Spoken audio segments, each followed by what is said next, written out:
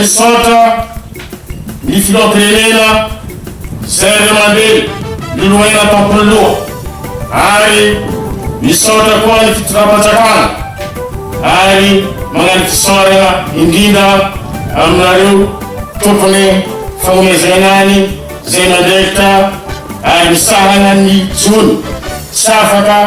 sy saotra anareo jiaby nahavity koa ny tenako zay sy lopitena ny vahoaka jiaby etonosbe. Anareo midododo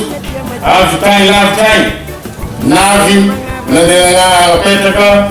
ny centre de surveillance de pêche zay atao etonosbe, itsinjovana ity nosbe ty fadranomasiny ity nosbe ty mahatsapa zay hay etonosbe faly ravo afaliana tsy ombitratra zay afaliana sy olay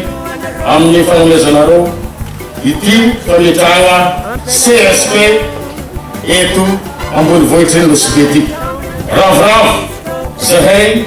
satria manana havana mahasapa koa sadinany fitondram-panjakana zay etonosbe, satria fantatra tsara ity nosbe ty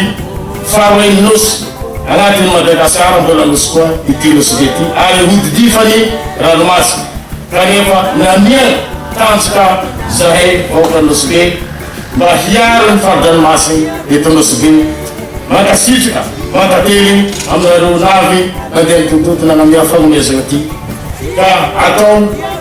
toy ny faly sy lay hamamiana mbola mamery